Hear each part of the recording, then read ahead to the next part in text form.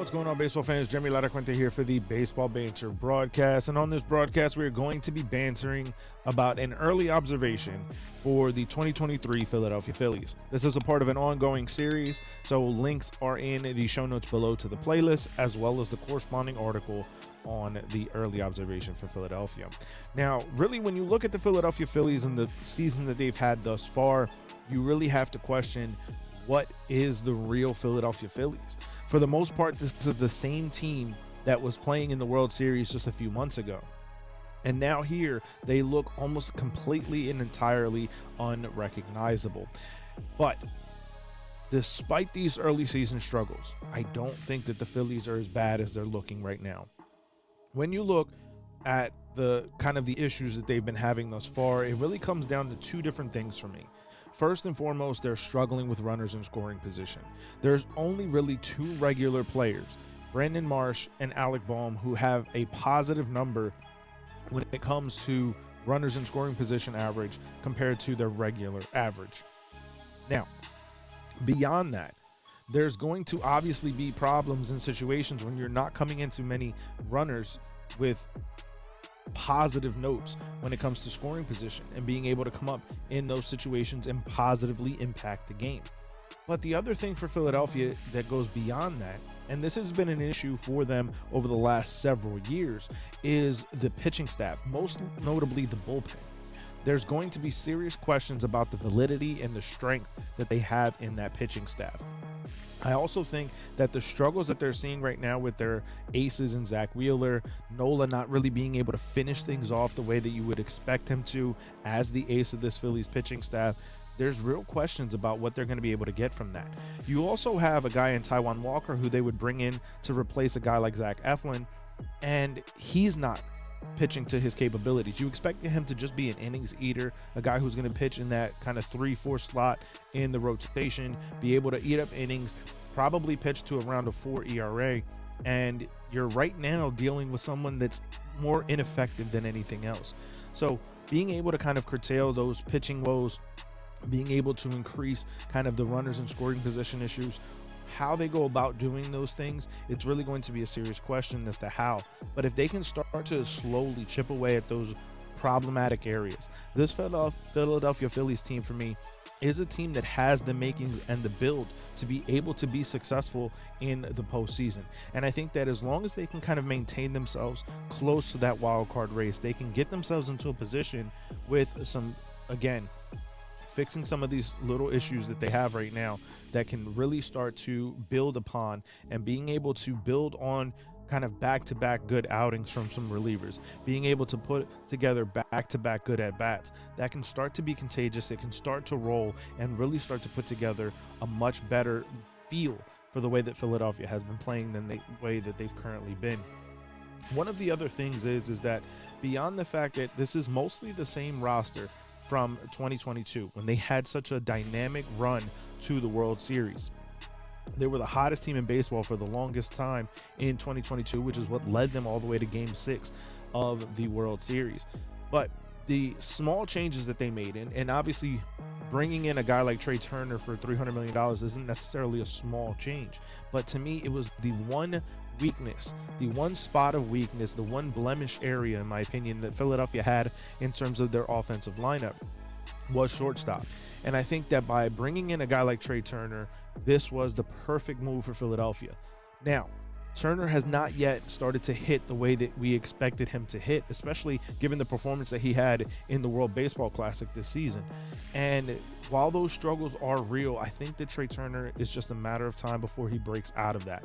And once he gets himself into that position where he kind of takes the pressure off himself, because in my opinion, he's just trying to do too much right now.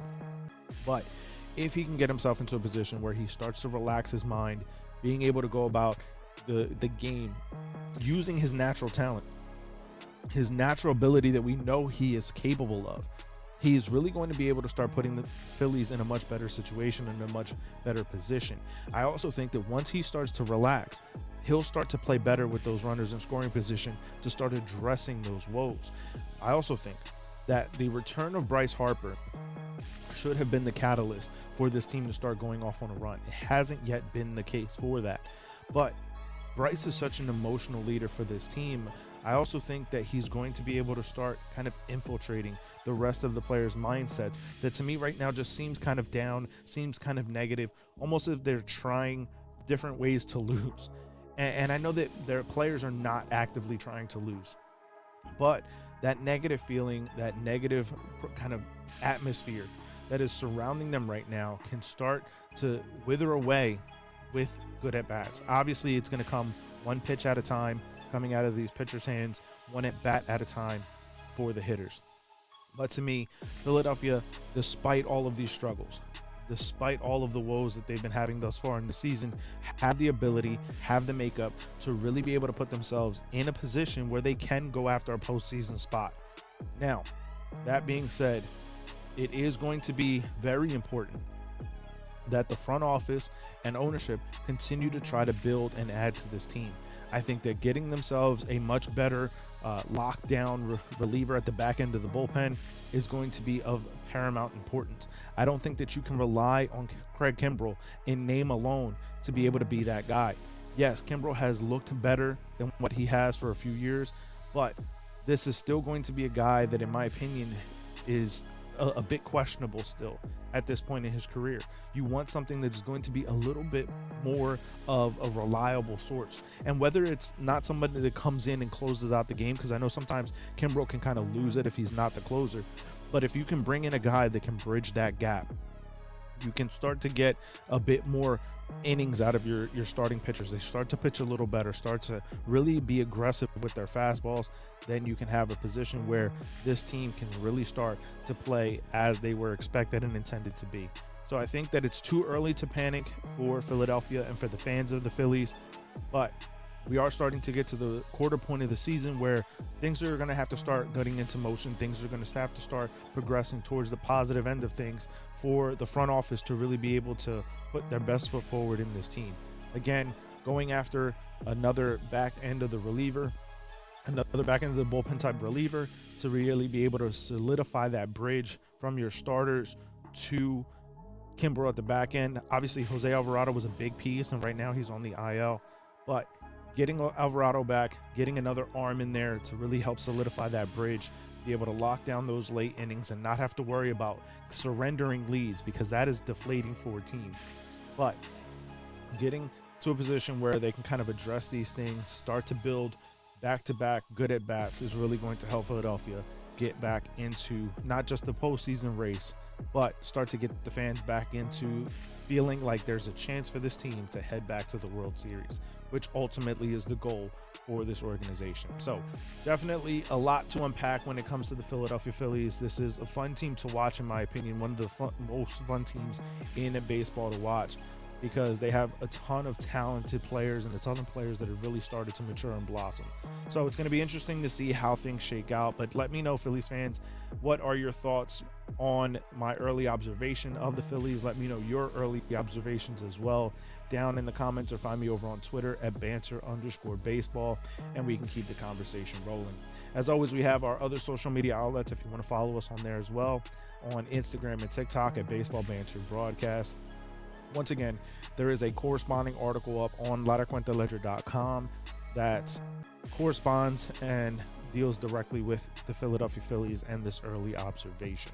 So links to that article are in the show notes below. Also linked below in the show notes is our merchandise shop, Baseball Banter Broadcast. So make sure you head over to baseballbanterbroadcast.com, in which you can use the promo codes that we have running on the banner at the top of the site to save on some banter merch, to be able to rep the channel. And when it comes to repping the channel, there's no better way to do it here on YouTube than hitting the subscribe button. Most of our audience is not yet subscribed, so we are continuing to try to build this baseball community. And by hitting the subscribe and the bell for post notifications, you continue to help us do so. It allows us to reach a wider audience and build this base here on this platform. So thank you once again for tuning in. Keep it locked in, as on the next broadcast, we continue to banter about baseball. Peace.